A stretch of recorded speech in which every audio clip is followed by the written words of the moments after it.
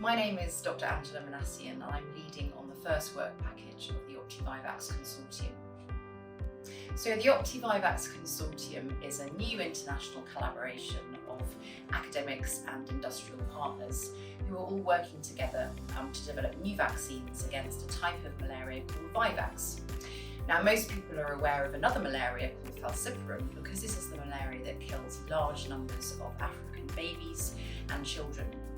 However, Vivax malaria is actually the most widespread malaria, with over 2.5 billion people living at risk in many parts of the world, including South America and Asia.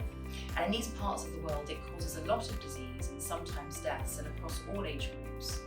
And now the WHO considers making a vaccine against Vivax malaria to be just as important as making one against falciparum. So the consortium runs over a 5-year period. It began in June 2023 and so will end in June 2028. The first part of the programme is about developing and optimising new ways of infecting or challenging people with Vivax malaria as a way of testing how well a vaccine works. Vivax malaria can be particularly tricky because once it infects you, it's able to hide away in your liver and re-emerge, causing disease weeks or sometimes months later, and sometimes many times. This is a concept that we call relapse. So we're looking at ways of testing whether vaccines can stop the parasite from relapsing or re-emerging from the liver and causing these multiple episodes of disease.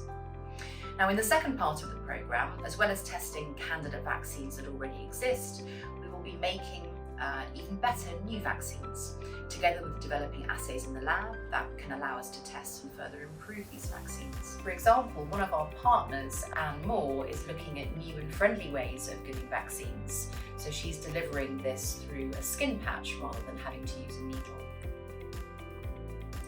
Our consortium is made up of 9 partners from 5 EU countries, including France, the Netherlands, Portugal, Sweden and Ireland, as well as Ethiopia, Switzerland and the UK.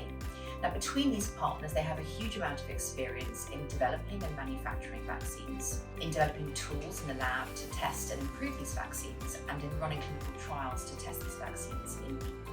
So for falciparum malaria, there's been a lot of progress in the last few years, and happily we now have 2 vaccines that are licensed, which will help to protect African babies from becoming sick and from dying from falciparum malaria.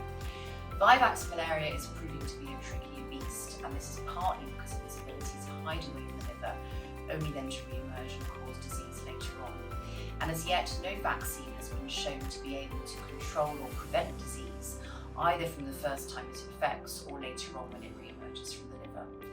What is clear is that a highly effective vaccine could have a huge impact on illness and death from this malaria, and this is the ultimate aim of our consortium.